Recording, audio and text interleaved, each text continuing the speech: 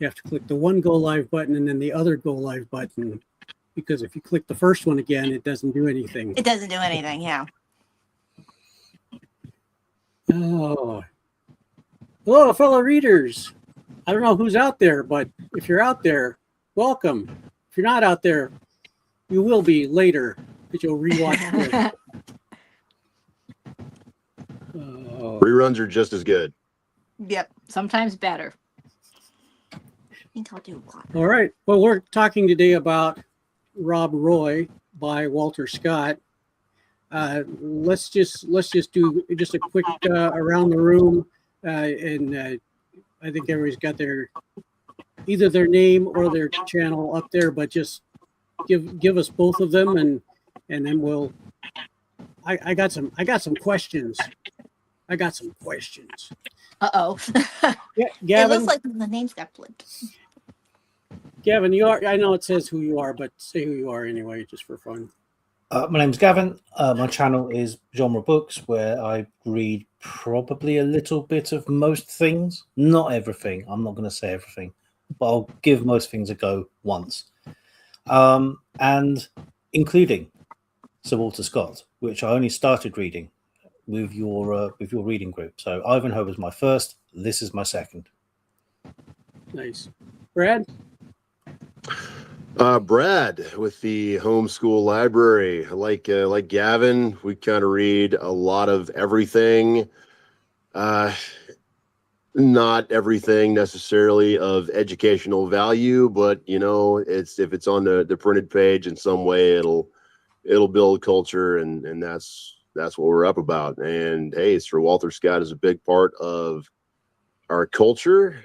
I read Ivanhoe was also my first foray into Sir Walter Scott. I read that when I was about 13, and I've revisited it a couple of times in my adult years. We've kind of dipped our toe into a little more Scott, but this is my first time reading Rob Roy. All right. And then the words on the screen say Marlicia and Talia, but they're not sitting in that order. So Yes, you gotta, I know. You gotta get your head around that. I'm trying to see if I can edit that, but well- yes, I can. Ooh. I have power. Okay, guys, Look, hang it's like on. the old movie posters. You'd have, the billing would be different to the photo. So, you'd have Steve McQueen with Paul Newman underneath it, and Paul Newman with Or Steve worse, McQueen. or worse, yeah, someone like Steve McQueen and Raquel Welch, and they had the names mixed up. Well, I was trying to be clever and think of which way we would end up appearing, and I misguessed. And I noticed it right before. Okay, there we go. You could swap seats. Yeah, well, you've got them in chronological order. It's just the geography is a little off. Exactly. There we go. So, All right. there we go. Okay, Okay. we're fixed. All right. There. Now Talia is Talia. Yes. I am Talia, yes. It always will be, yes. And we do have different channels. I was hoping then to get us back to a normal size, but oh well, this is apparently the size we are now. Okay. Because now we take apart the screen instead of the whole screen. Oh, well. Oh well. You look good on Anyway. our screen. Okay, good. That's what's important. My name is Talia. My channel is Talia Nerds Out. I read a lot of history and mysteries. If you probably look at the two main things, with a dabbling, I think, of science-y type stuff. But bit of everything, classics. With loud, obnoxious opinions. Yes. Very loud and very obnoxious. And I dragged you into BookTube about a year ago. Yeah, almost a little over a year. Mm-hmm. Even though my BookTube channel says like 5 years or something, because I just let it sit there forever. Mhm. But I am Marlicia from Marlicia's Meanderings, and I read a lot of fantasy, mysteries. Mystery is my first love and my probably all-consuming love after religion. Love history. We'll read just about anything that's clean, except for horror. I don't like horror. I had a Walter Scott book for a long time. Never read it. Got rid of it. So it was this first along that got me into reading Sir Walter Scott. So I started out with Ivanhoe, and then I think it was Gavin, or was it Greg? I forget, who mentioned Waverly. And so we had to read Waverly. I'm sorry, guys. I hated it. I couldn't finish it. could not finish it. Nope. So this was going to be the telling point as if I would like Walter Scott or not. So I'm really glad I read this. It's a good book. I was very pleased with it. So And I don't know how you ended up taking so long to read Walter Scott, because I had growing up, and we're mother-daughter if you haven't figured that out for people who are watching. I read. I'm the mom. I hope that people would realize that.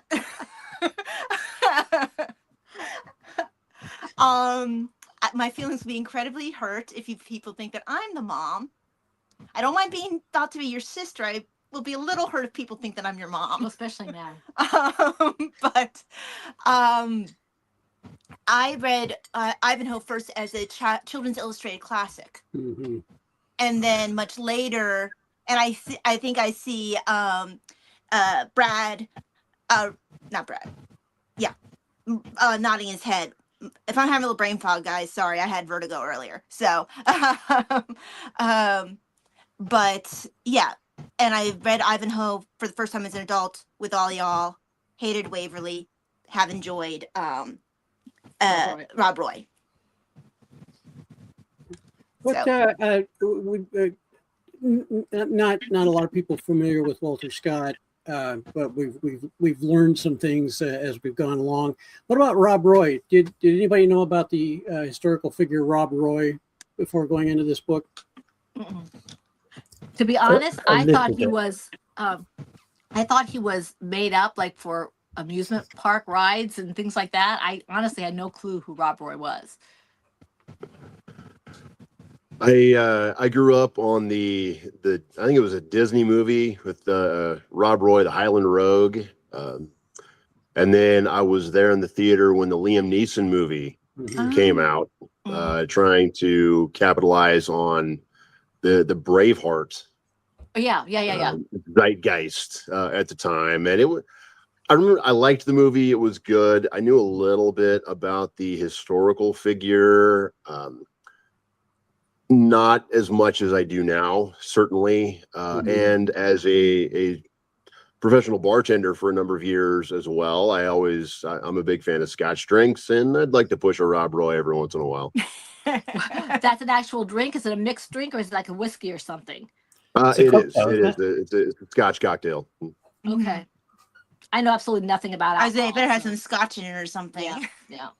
And I don't know anything about alcohol either. And also another one of the major characters in Rob Roy also gave his name to a brand of Scotch that I don't think you can get anymore. So Oh, it's Jarvie, isn't it? Mm-hmm. yes, Jarvie. Okay. Robbie.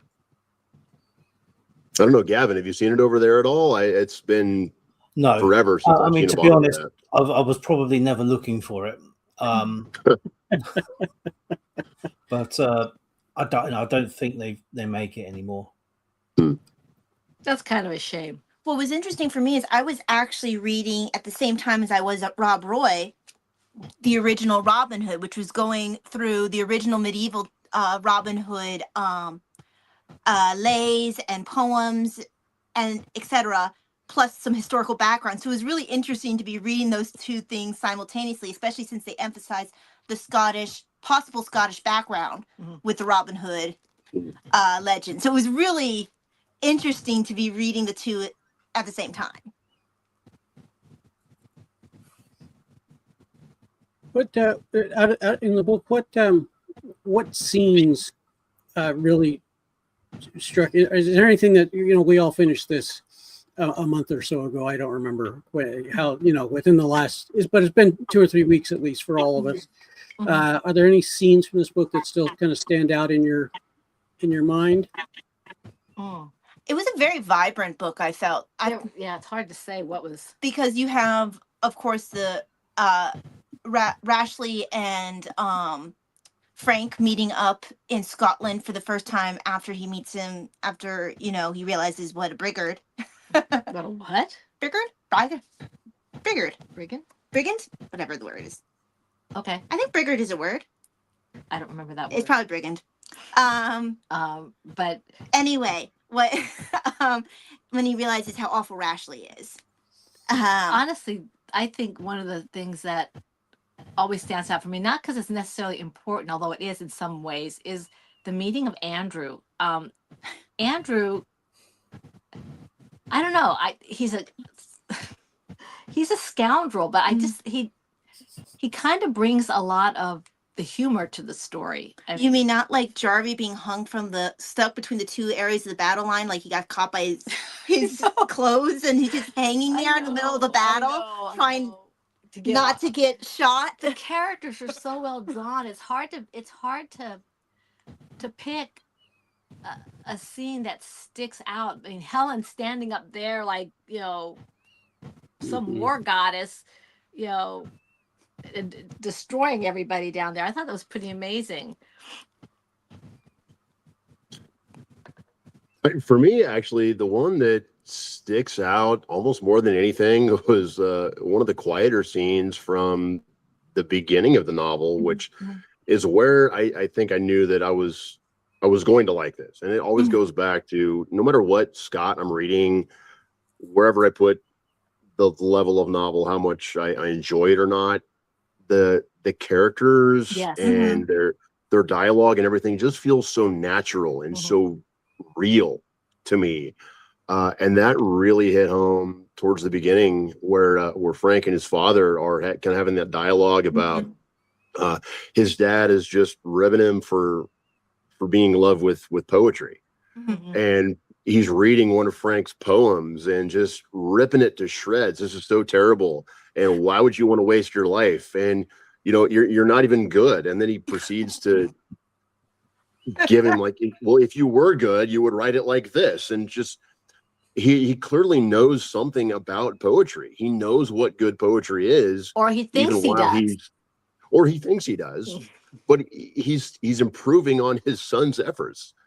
Like such a high standard that a father would have for his son, even while he's just destroying him for what a stupid pursuit that he thinks that poetry is. I thought it was a fun scene. Oh, I think that's what the gift is about this particular one. In some ways, I found myself, maybe because in the introduction they tried to do this. In the introduction I actually just stopped reading the introduction for my book because it was giving away too much of the plot. But they kept comparing it to Waverly. And one of the things that I felt is that Waverly put the characters at too far of a distance. In this one, I felt that the distance was shortened. We got to be a lot more impersonal with these characters. Maybe it's because Frank is the point of view character. And I just felt like I cared about them a lot more. All of them. Yes, all of them. Yeah. Yeah. And it just felt like they felt more real to me. I think a lot of that had to do with the first person narrative. Yes, although I didn't have any problem with Ivanhoe, which I felt was really good also too. Now Ivanhoe, of course, later in his career when he. And I have to be honest, Ivanhoe, I love Ivanhoe still, but I think Rob Roy edges it out. I think it's the other way around for me. Oh, really? Yeah. That's interesting. Why? I think Ivanhoe it's got more of a narrative flow. Things happen a little bit more organically. I think the 3 volumes of this book, I really like the first volume. I really like the ending. That second volume is a bit of a mush. It was kind of a slog in places. Yeah, the whole bit where he's arrived in Glasgow, he's meeting people, clandestinely. He's the whole scene in the church where someone's whispering to him, and then all of the sort of the business shenanigans. And I was, the business bit lost me a bit. I was trying to figure out whether this McVitie company was really, good or bad, or whether they're being duplicitous. But the book brings it back in the third act, and the third act's really strong, and it saved the book for me. If it had been a continuation of that second volume like that, I don't think I would have enjoyed it very much. But the bit I really liked was when he's in Northumberland at the beginning, where he's gone to Osbaldeston Hall, where he meets Diana and their relationship. How that starts is really good. Yeah, the the role of accountants. I mean, who cares about accountants? Nobody wants to read about that. Accountants are people too. It's questionable. Are they? Put them right there with lawyers, right? Oh, boy. Yeah, I liked the whole thing of him being framed and having to go. You know, the idea is he's going to go on the run, and he doesn't. He just sort of goes and sort of brazens it out because I think he's still quite a bit naive at that point. Mhm. Well, and his indignation is like, well, I didn't do anything. I shouldn't have to run. He's, and like you said, there's naivete. There's, it's interesting. Even while we're in his point of view, we can very much recognize his flaws, such as his naivety. Partially because I think he's looking back. He's telling the story to someone else, many years later. So even he, as narrator, can recognize, yeah, this was a bit. Well, he admits he had a bit of a temper Yeah, and stuff like that, but yeah.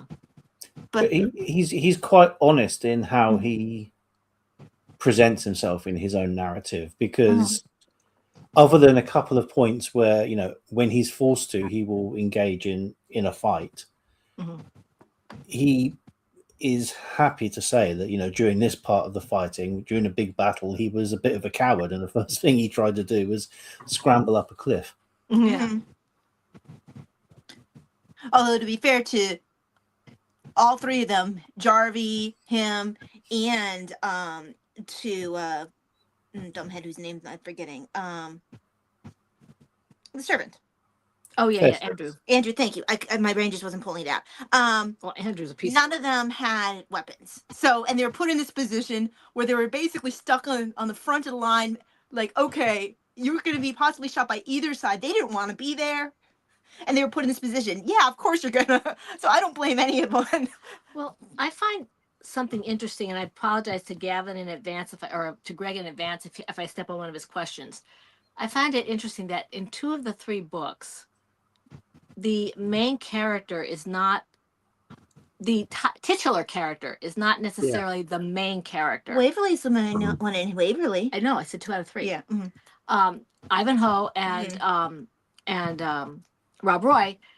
Now, Rob Roy was much more present, I think, than Ivanhoe was.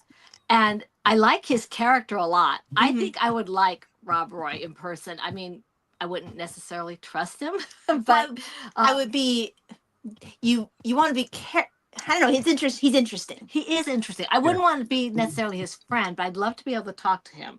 He sounds very interesting. And between him and Frank, it was a very good dynamic. The relationship is good. The dynamic with him and his cousins, Rob Roy and his cousin, was very interesting. Jarvie. Jarvie. Well, that's another. You're talking about scenes that stick in your head. Jarvie pulling that. Pulling out the fire. Yeah. Words. I'm having trouble with words. He pulled a burning log or whatever it was out of the fire and was defending himself with that against the sword. Yeah. Which was pretty interesting. Because Rob Roy cracked up when he realized he said his guy's kilt on fire. But I wonder. My assumption is, and I haven't validated this. My assumption is that Walter Scott's audience would have had a pretty good understanding of Rob Roy, so that while we, I saw us talking amongst ourselves in our group, or didn't see the entrance of Rob Roy, and then somebody said, I think maybe we've seen Rob Roy already. But when he presents himself as Mr. Campbell, I think everybody, a whole bunch of people in Walter Scott's original audience would have said, "Oh, we've met Rob Roy." So I kind of had that ruined for me because in my introduction, whereas it wasn't giving the story away, it did mention one of his aliases being Campbell. So I kind of had an idea, and that was a little. I think I still would have known, but I could not know for sure because the introduction. And because he pulled a similar trick in Ivanhoe, both where you were wondering when Robin Hood was coming in and you're wondering when Ivanhoe was coming in, I was looking for Rob Roy to be hidden. So I was going like spot the Rob Roy. I knew he was going to show up, even if he wasn't going to show up under the name Rob Roy right away. But he has a distinctive voice. He does. A He very does. distinctive voice. You knew when he was coming. Mhm. You knew no matter what the name he used that he Mhm. was, you know, Mhm. it was him. He had a voice I could understand as well, which is more than I can say for most of what Andrew was talking Oh about. gosh. Oh my goodness. Oh my gosh, I Andrew. ended up picking up a dictionary of Scottish language. It didn't come in time, but this is based off of, it says comprehending all the words in common use in the writings of Scott, Burns, Wilson, Ramsay, and other popular Scottish authors. This is joining my 3 medieval dictionaries. And I have one as well. So next time I read Rob Roy Or any of them. this is coming out. I looked at Andrew's stuff, and normally I can kind of go, okay, this looks like Spanish, this looks like Latin, this like I kind of, if it's Romance language, I can kind of figure it out. If it's Germanic, maybe a little bit. I looked at the Scottish and I'm like, I have no clue what you're even trying to say. You know, there's no context. I was let down by Penguin. Normally these are really good. Mm-hmm. But this is a Penguin Classics with no introduction and very, very few footnotes. And where it has a footnote, it just gives a spurious piece of information, maybe a little bit of historical information, not the important stuff, but also when someone said something and the footnote was, oh, this is a kind of fish. And I said, well, I need a little bit more than just when someone mentions a fish. I need to understand the rest of what he's saying. Yeah. Right. I got there in the end, but I mean, Greg, you know, Rabsy Nesbitt. I just saw Andrew Fairservice as Rabsy Nesbitt. That was who I had in my mind's eye. Well, he was definitely somebody that I just scratched my head most of the time. I was like, Well, it helped though that so did Frank. yes, that was helpful. That that actually saved it for me, because Frank couldn't understand what he was saying. So to me, it became a plot device that he couldn't understand what he was saying, and that's why we couldn't understand what he was saying, because it was his point of view.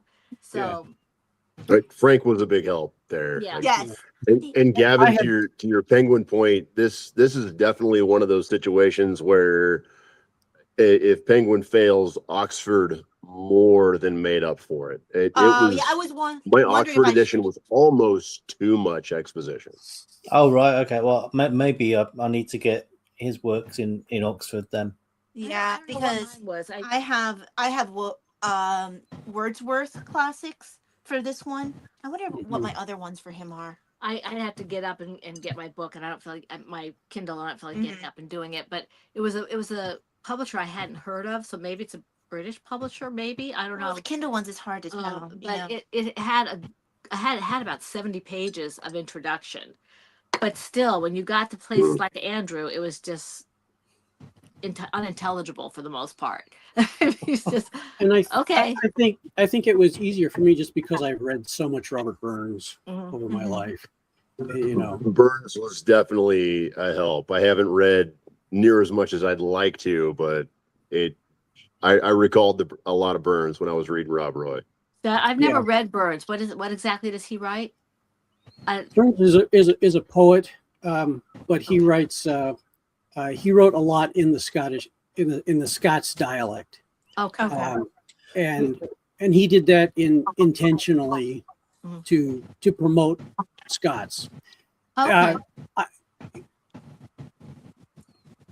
He's the national poet of Scotland, isn't he? He's the main guy.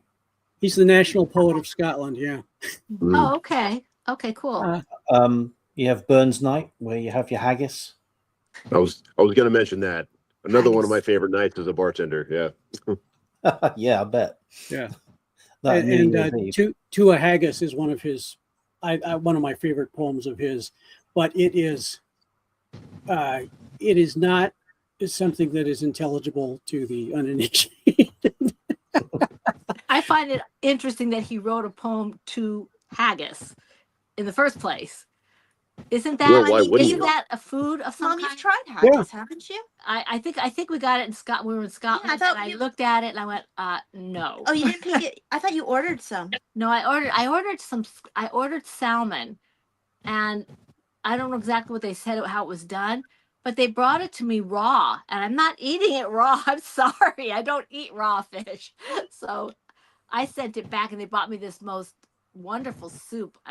They were so kind. They gave me the recipe before I left. Unfortunately, I can't find it now, but it was the best soup, Scottish soup. So the what I have heard that in America, General Grant, Ulysses S. Grant, there's a Grant, obviously a Scottish name. But he would read to his troops. He would read Burns, Oh, and they didn't have any problems understanding it. So in the 1860s, American English was still close enough hmm to Scots that they at least they understood each other, Yeah. and also apparently the Scots who spoke primarily Scots who ended up in World War II, maybe World War I, I think all the way up to World War II, who ended up in German prison camps. They could talk. The Germans would speak German, the Scots would speak Scots, and they could understand each other. Which Oh, is interesting. the way language works is just fascinating. That is fascinating. So I Agreed. guess Scots pulled more from some of the influences that we would have gotten from the Vikings and stuff. The dramatic. Yeah. That's interesting. Hi, The Diane. Celtic. Oh, shit. I Listening can't. in because Hi, Diane. because this is the best live stream on right at the moment on YouTube. No, 100%. Who is it? Diane. Oh, Diane. Diane, yeah. Okay. cool. And Robert Louis Stevenson, his favorite author was Walter Scott, and his favorite book was Rob Roy. So Oh, okay. I think there's a lot of themes there that really show up in Kidnapped. yes, Mhm. yes. I have Kidnapped. I need to read it. I've seen Kidnap, but I haven't read it. I've seen the movie. Scott was unbelievably popular Yeah. during the Victorian era. It's quite crazy, and one of the perennials of most secondhand bookshops when you go around this country is that there will be, maybe not always a full collection, but there will be a set of the Waverley novels, all nicely bound. Yeah, I think every home had one, or every home where there were books. Okay, now Gavin, I think Gavin's speaking very well. On the screen here, the Waverley novels. I'm a little confused. Which books are in the Waverley novels? I mean, God, there's lots, but I mean, it starts with Waverley and the Antiquarian, and then I think there's another one, and then there's Rob Roy, Mhm. and then Heart of Midlothian. Oh, I want to read I that. think now. they come in phases. Then the third phase starts with the Bride of Lammermoor, and that phase has an awful lot, and I can't remember which Oh, ones. I there are. see.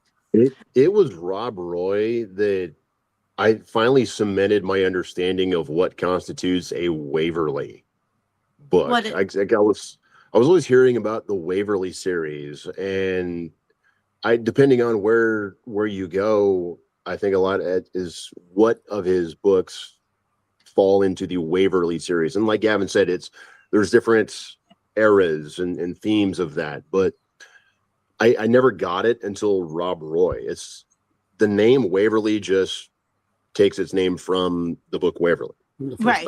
The author of Waverley. There's no continuation, there's no series, there's no recurring characters, but the theme of the old world giving way to the new, Right.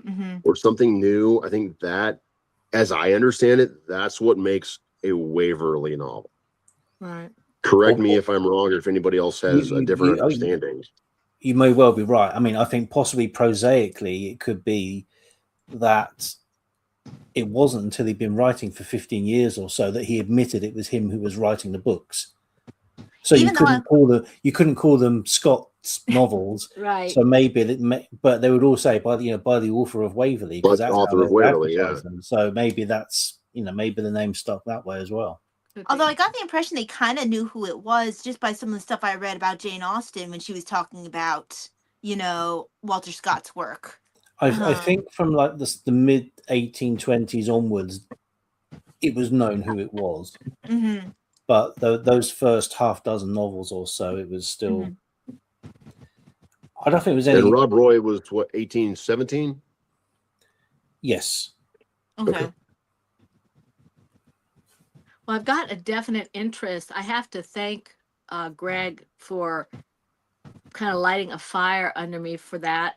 I was uncertain after Waverly if I would want to continue with Walter Scott, but I have to say that Rob Roy has rekindled my faith in. So which one's next in the publishing then? The Heart of Midlothian. Okay, good. I have heard of it. That's what I Okay. want to read. I was thinking of that one. because Now that one does have a lot of Scotch because I remember I opened it, I was like, oh my. And then well, my reasoning for this is probably going to make you laugh, but I want to read it because it reminds me of Lord of the Rings. So just the title? the title. Okay. Yeah, the title makes me think of that. So I want to read that and see if he continues his upward climb in Trajectory? my estimation, Yeah. because I probably wouldn't have picked up Walter Scott if I hadn't gotten involved with this group, because I just let my books kind of slide away from me. Yeah, I learned the term Midlothian from Midlothian and Borders from Ian Rankin.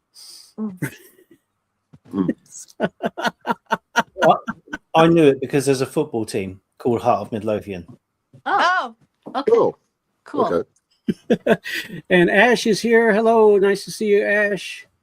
It's great to see a discussion of Scott and a very open secret. Yeah. I mean, it was. There's a lot of it that was going around in the 19th century.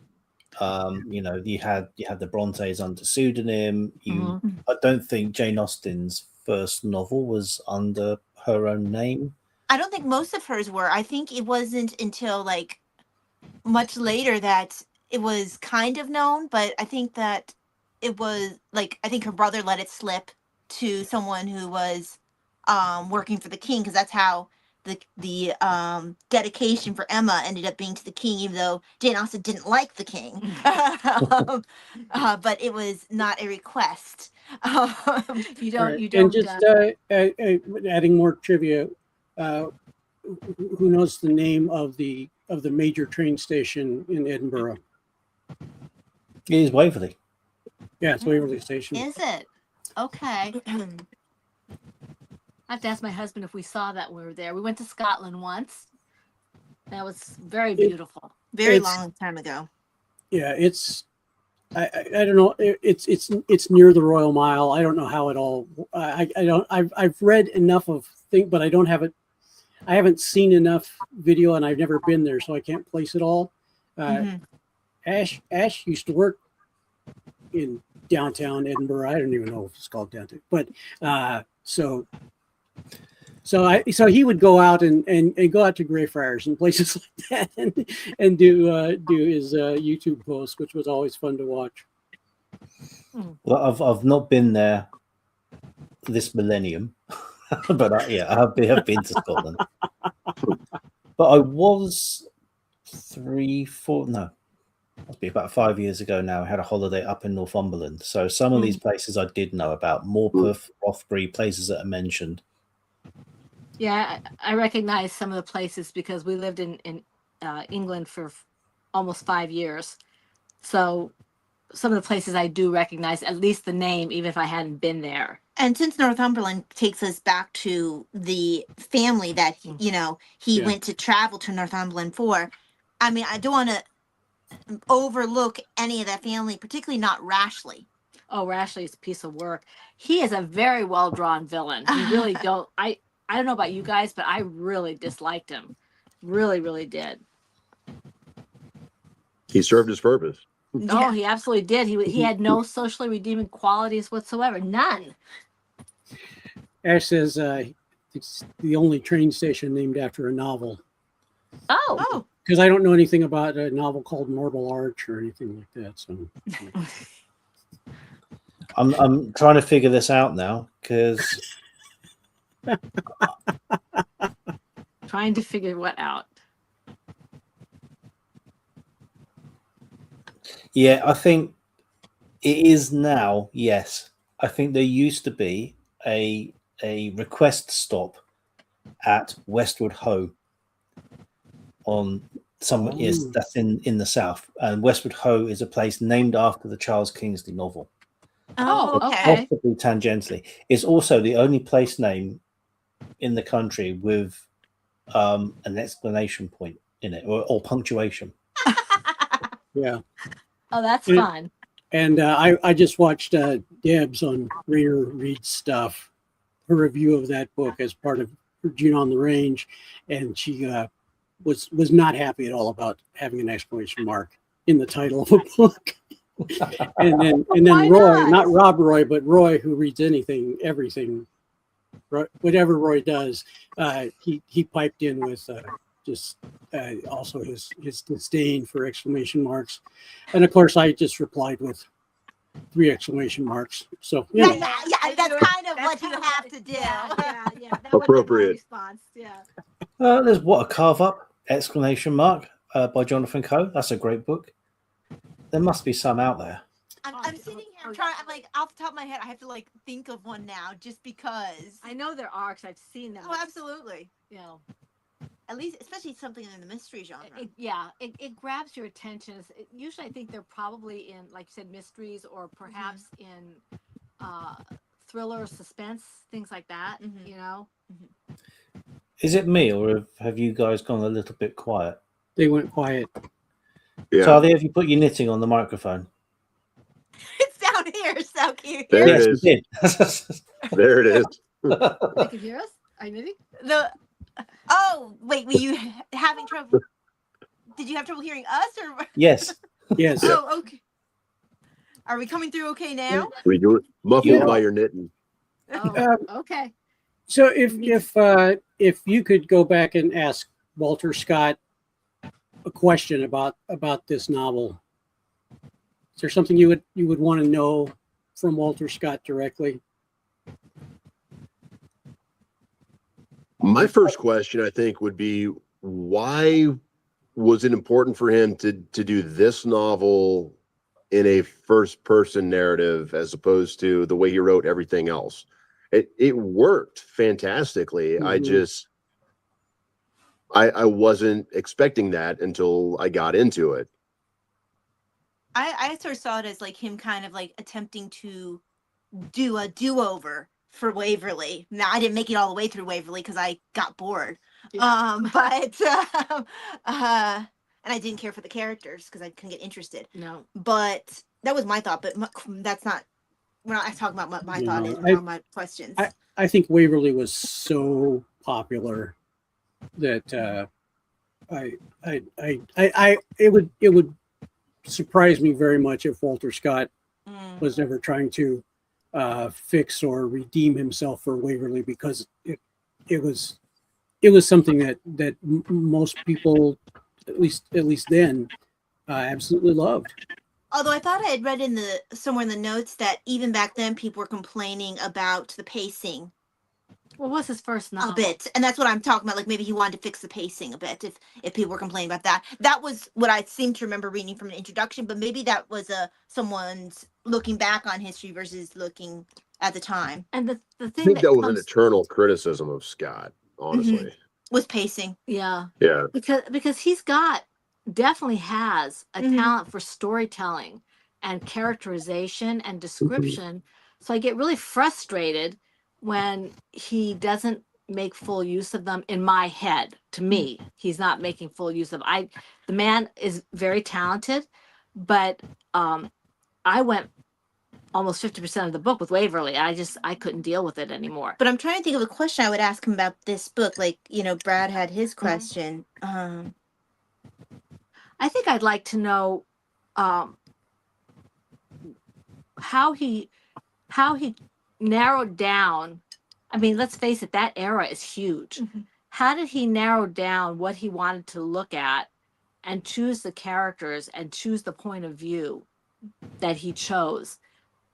You know, and like Brad, why did he decide on this one to go first person as opposed to third person or omniscient? Was he Scottish or was he English? That one, that's not a question for him, obviously, but this in general, I don't know. He was Scottish. Oh, Okay, because my question Yeah. is, why did you choose an English point of view then? Because Frank is definitely English. He's not Scottish. So why did he choose? Did he choose that point of view because he wanted to bring in an English audience because he thought that he could get more interest that way? Why choose that point of view since that was not his own native point of view? He would have actually have had to work harder to get into a Frank point of view. I think it's probably something to do with the population being 10 times as big in Yeah, England probably. as it is in Scotland. Mhm. Also, it allows an outsider's view on the problems that the Right. book Oh, has and in I, the background. I mean, Yeah. the background to this is Mhm. a big old rebellion. mhm. And I mean, the question I'd ask is, I'm not entirely sure on which side he's on sometimes, Yeah. where No, that's a Scott's good question. sympathies lie, Yeah. or Osbaldistone's, to be honest. I'm pretty sure that I was when I finished reading Ivanhoe, I was almost 100% sure that Walter Scott was leaning in the direction of more of an anti-Catholic point of view, and that's still kind of the feeling I get Yeah. from He- Rob Roy. yeah, he was. Yeah, that was the impression I got. But because Frank is so measured in his way of dealing with it, you do wonder, especially since a lot of your main characters who are your heroes are technically either Catholic or Catholic sympathizers. You know, so it was interesting, and no, I thought that was He handled rather that well. intriguing that was the direction he chose to go, because very much in Ivanhoe you can tell some of the disdain I felt for the more Catholic. It was less evident. I thought it was more nuanced in Rob Roy. But he did tend to It's be. almost as if he's treating it, and maybe this is because this is June and my head is full of westerns. Mhm. Walter Scott is treating the Highlanders like some Western authors treat the Native Americans, Oh, Mhm. that's interesting. Oh, interesting. with sympathy, but not necessarily thinking they ought to be in charge. That's interesting. You know, Yeah, I'm so glad you went there, Gavin. I was thinking the same thing. And also from a slightly different perspective too, just chronologically, you know, Scott is writing about a time period and events that happened about a century before he was writing, which, and in the heyday of the American Western, it was virtually the same kind of thing. It was just that previous generation, but far enough away that it kind of has that mythic quality, but still close enough that it feels very visceral and very real. Yeah. And it makes it nice and safe for you. It puts the author at a bit of a safe distance to it, because I think what he's really talking about is perhaps colonization, which, you know, the tide was turning in, you know, how Britain would treat its colonies by this point, sort of like 1817. I mean, we're in the Napoleonic Wars by this point, and we're seeing another big colonial power. And the damage it caused. This is only, you know, 5 years after the War of 1812, so we're still having issues with, you know, those upstart colonists. And I think by this point, things were being known about how we were treating people in the rest of the world, and perhaps it wasn't always the best way of doing it. Well, And I think- alerting the populace to how the British ruling classes were treating people always resonates with the British people, because the British people have been oppressed by the British rulers for longer than anybody. Sure. yeah. and I think there's also sorry. The comparison between Highlanders and Native Americans, I think, is there's a lot to be said there, because, you know, after Culloden, Highland dress was banned, the tartan was banned, speaking Gaelic was banned. You know, there was a lot that the English army, as they came in, they tried to eradicate a lot of that traditional Highland culture, which is the same thing that the European Americans did to the Native Americans, and also Walter Scott was the one who really came up with the idea of Highland dress. He got King George the Fourth. Yeah, One of the- would have been the fourth. To come to Scotland, and he had all the clan chiefs choose a tartan, choose a kilt, and he helped orchestrate that. What we think of today as traditional Highland dress Mm. really came much later, with Walter Scott organizing King George IV to come up and view the Scottish people, and it was a lot of display, and it reminds me a lot of what, like, Buffalo Bill's Wild West show, or some of those, how they portrayed the Native Americans with the big headdresses and all the feathers and yeah, certainly that was part of a Native American culture, but it wasn't the only thing by any means. See, I This find it shows interesting. how significant. Oh, sorry. Go ahead. Okay. I find it interesting that you keep mentioning Native Americans, and I see that. But when I was reading it, I saw, especially since they were doing a lot of like thieving and things like that, I was seeing more of the American outlaws, the Jesse James and all those kind of people. But then you go back to some of the Wild West shows again. So No, yeah. I'm not Mhm. negating that. I'm just Mhm. saying that I see kind of now a mix Mhm. of the outlaw and the Native American, and kind of a mythification, or is that the word, mythification? Mhm. I'll ask Brad as another homeschooler, that the mythos that arises from that time period, your American Indians, your outlaws, your Highlanders, and things like that, which is very rich fodder for a story. Well, be written. there tends to be a romanticization of something that's so wildly off. I remember when I was reading, again, a different author of the era, Austen talking about, like, Mary Queen of Scots. She really romanticized a lot around Mary Queen of Scots, and everything that was related to her. So I think that there was just a tendency. I think it was partially to do with maybe something to do with the Scottishness, but also I think partially to do with just the romanticness of her tale. Mhm. So I think that the ability to romanticize some of these things, because they're far enough away and they're exciting and they seem like a myth now. Well, it's what Gavin was saying about it's safe. Mm-hmm. You can romanticize it because it's not going to come back and bite you. Mm-hmm. So Yeah, but it hadn't. I mean, it hadn't been too long. So when's Yeah. Culloden? 1740s? 45, yeah, 1745. So this isn't. This is, I suppose, within living memory for some. Mm-hmm. sure. Yeah. And there are still laws at that point in 1817, anti-Catholic laws in Parliament, and some of these things had a very long tail. Mm-hmm. So I think it's only in the last 20 years that they passed the final act of Parliament that says, do you know what, a member of the royal family can now marry a Catholic. It was Whereas- very recently. It was very Well, recently. I know I heard something It in was the a- news it was a- recently Queen Elizabeth or King It- Charles knocked the last one out of the books just recently. I know that Queen Elizabeth did. It was already after Meghan had joined the family. Yeah, So it was. I remember when that came across. I was like, wow, those things are still around. Yeah, I didn't realize I that. thought those had all been knocked out by now. Well, She to be said- fair, you could say the same about the royals in general. Yeah. Are they still around? And they're still wearing the Highland gear. They quite often, Yes. favor the kilt Well, based Balmoral, on those designs. right? Balmoral. That was the house was or redesigned by Prince Albert, and he created the Balmoral tartan, and only the royal family can wear it.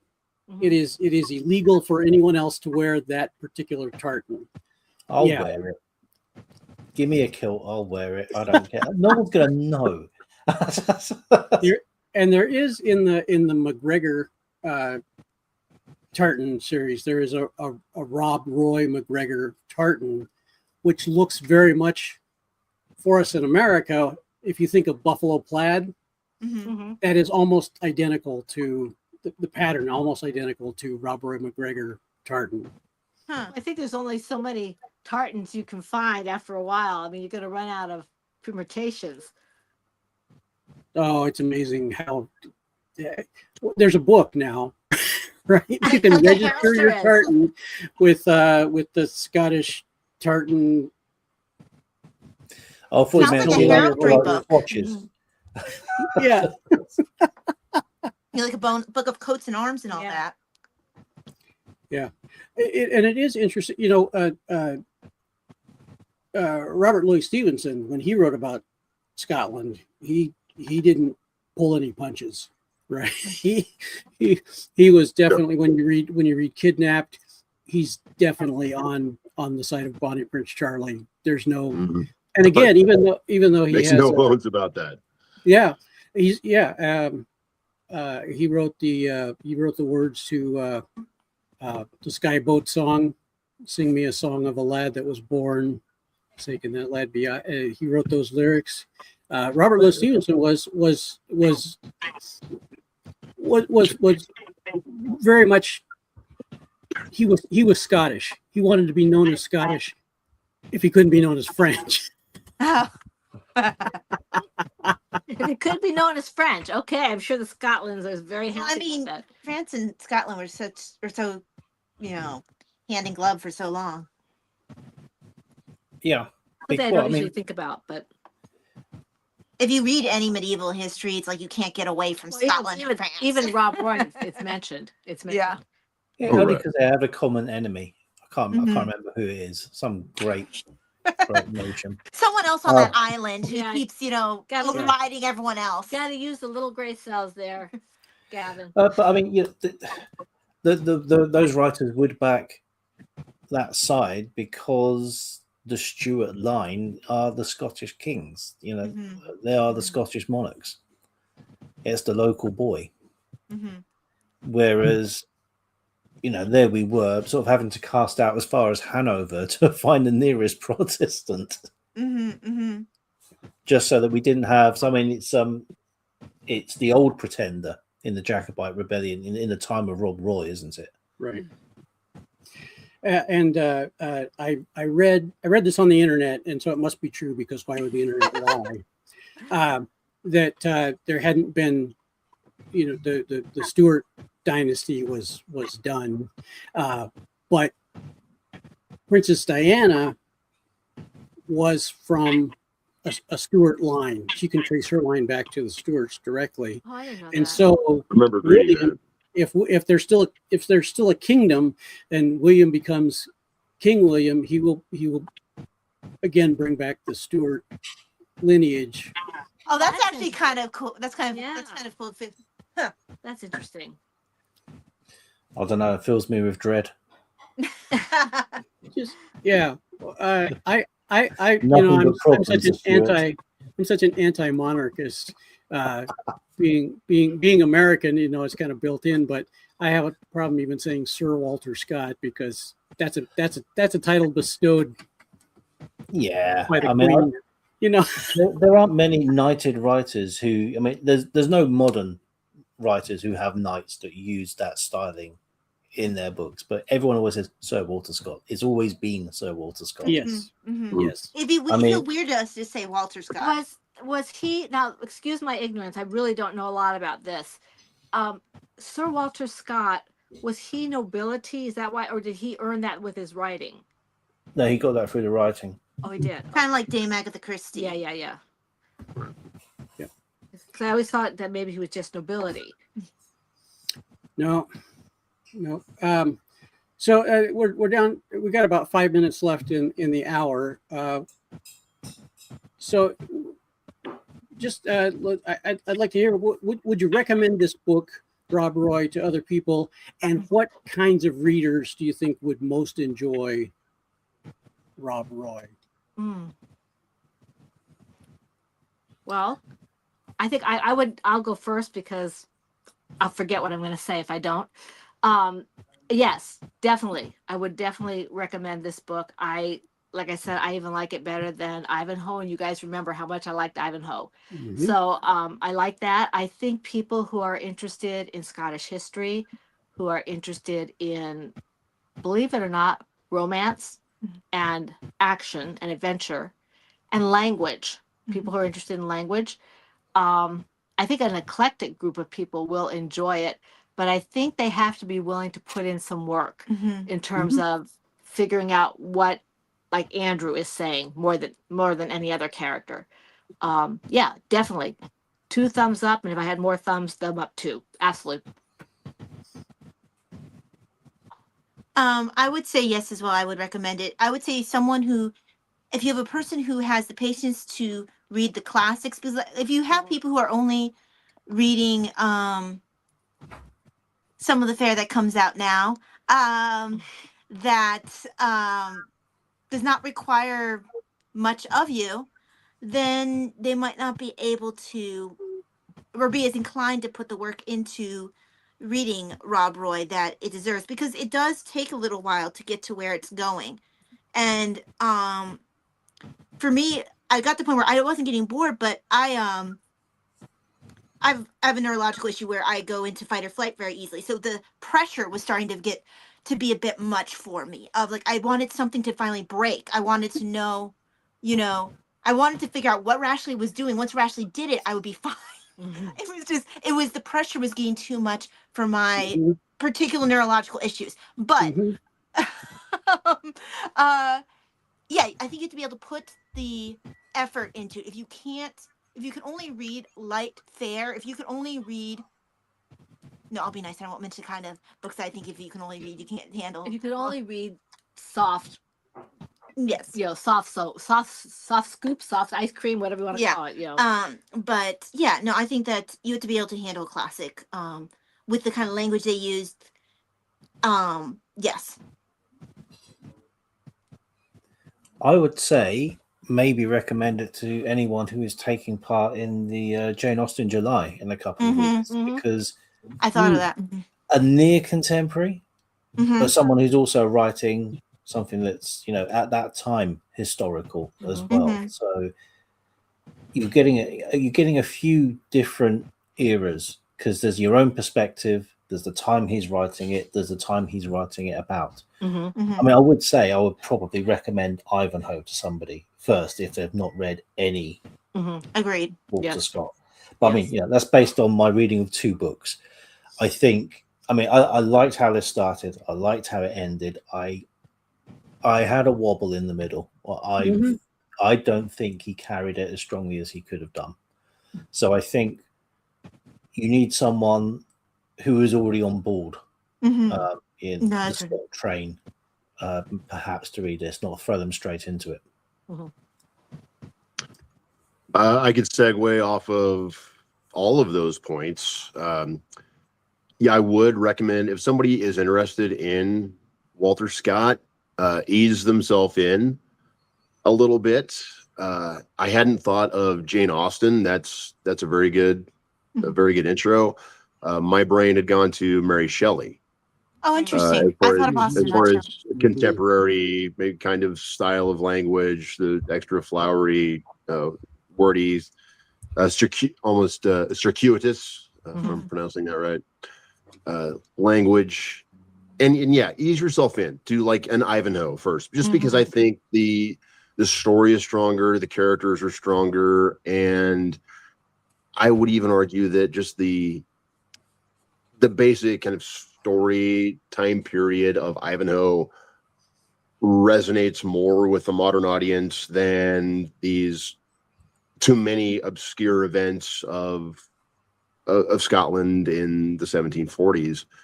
And even ease yourself into maybe with a little bit of Robert Louis Stevenson. Like, I'm glad that I read Kidnapped before I read Rob Roy. I got a lot more out of Rob Roy with that under my belt. Now I need to read with Kidnapped. all of that said, I would 100% recommend Rob Roy to anybody who wants to maybe get a little bit deeper into the classics, especially if Mhm. you're interested in history. But it's no easy classic. This is not your typical Dickens. It's No, gonna no. take a little more investment on a reader's part. I think he said he should save it. Yeah. Robin Hood. Yeah, Yeah.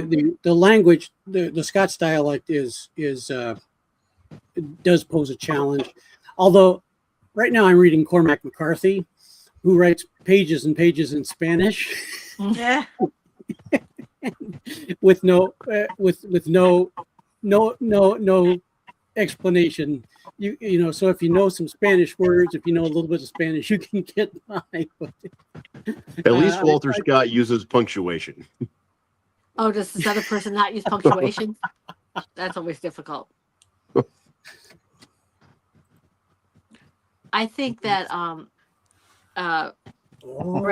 Brad's point about going off of other authors like Mary Shelley, I think that Robin Hood is a good one to go off of too, because Well, I think if you have the basic knowledge, if I think having that's why Ivanhoe is such a good introduction, besides being by the same author, Mhm. because you know that world already of the Robin Hood type world, and then you segue from that into exactly Rob Roy. It really does just, it fits. yeah. I would, on that point, I'd like to cycle back to Greg's point earlier about how Walter Scott created the image of what we think of as the Highlander. Mhm. In the Mhm. same way, you go to Ivanhoe, you mentioned Robin Hood. What we think of as Robin Hood is 98% Walter Scott. Mhm. Coming It's from that, quite he different. created all of that. It's And quite so different from much, what you get here. Now- yeah. And I think that if you want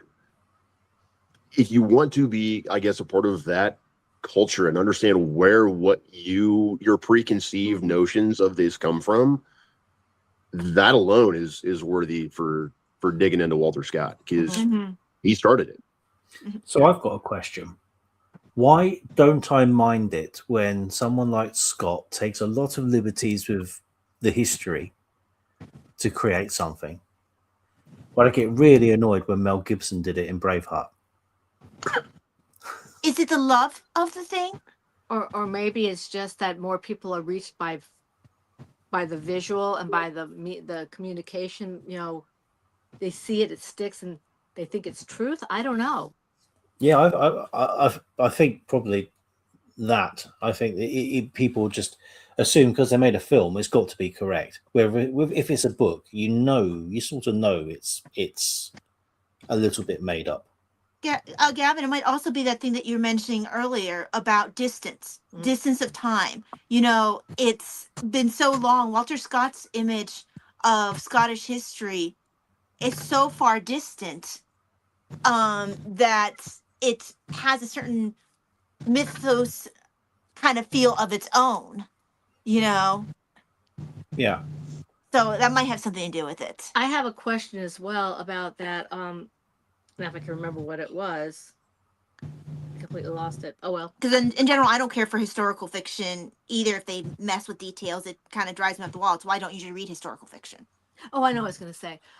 How much do you really think of like Ivanhoe and Rob Roy and Waverly and all these? How much history is in it? I mean, Ivanhoe doesn't have hardly any Um, history in it. I didn't think Ivanhoe did, I can tell you but that. I don't know anything about Oh, sorry. Scottish history. So how much is it based on history? Is it just a jumping off place? Is it sprinkled in and out? Is it a backbone to it? I mean, I can't talk for the rest of his books. I think here there is a spine of the events that happened, but they have been quite romanticized. Mhm. Okay. Yeah, I mean, that's how I would sort of. So view it. truly historical fiction. I think maybe I'd have more problems with it if I knew, the history of the Jacobite rebellion inside and out. I know Sure. we've got quite a few rebellions in this country. You can't keep track of all of them. I know. Yeah. It's like, how many civil wars have you had? I don't know. You're up to 17 or something. Well, I mean, just the one proper one. And you know, the Stuart monarchy didn't do very well out of that. Let's put it that way. Yeah. Ash says Scott wrote a really famous review of Frankenstein, mistakenly thinking it was written by Percy Shelley. Oh, I don't think I knew that. That's I did not interesting. know that. That's new to me as well. huh. He, I guess he couldn't as just long check as the he didn't internet to change make his sure he mind was when he found out right. his mistake. That's funny. No Google to be like, who wrote Frankenstein? No AI. And I'll just throw this out. Owen Wister was a huge Oh. fan of Walter Scott, and there are definitely some. He brought some of that knightly, Mhm. Mhm. the role of the knight in Walter Scott's history into the Virginian. Yes, I You can see you that. can see some of that.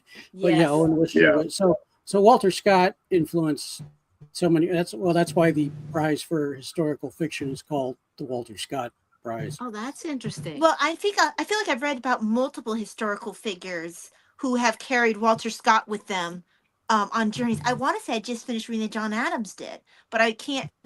I'd have to go back and check the McCall biography that I'm reading. But I want to say he was carrying it with him when he was traveling back and forth from Braintree to the Continental Congress, and when he was doing his rounds, doing his lawyer stuff too.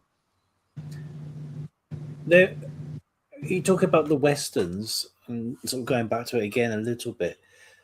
I've been reading the Sackett series slowly need to- over the mhm. last few years, and I'm sure there's more than one occasion where someone says, "Oh yeah, such and such had some books at home," and it always mentions that there's a set of Scott's novels there. Mhm. That's happened on more than one occasion. There's definitely, it definitely spoke to something in the Americas. It's Oh, it sure. seems to be in the lifeblood of our nation. Well, I think it's the kind of the rough and tumble of it. You know, our American West, the Scottish Highlands, maybe the Australian outback, kind of that rough and tumble exploration. You know, you have to be a man's man, I mean, also the rebellious aspect. rebellious. Yes. Well, you know, that kind of thing. I think there's, kind of a kindred type of thing, almost like Taya said, kind of a blood relationship, if you will. All right. Well, thank you, everybody. We've gone a little past an hour, and I think let's wrap this up. This has been a really enjoyable group. I think we've had good discussions offline and some really fun conversation here. Those of you who are watching, I hope if you have not picked up Walter Scott, you will give something of Walter Scott's a try. Mhm. And for those of you who have read his entire catalog, you can go back and reread it. It'll be fine. So thank you, everybody. Thank you, Greg. All Thank the you. channels are linked in the description. So if you're not following everybody there, please go out and follow all the people. And we'll see you another time. Thanks, everybody. God bless. Thank you. Bye. God bless. Had a great Bye. time.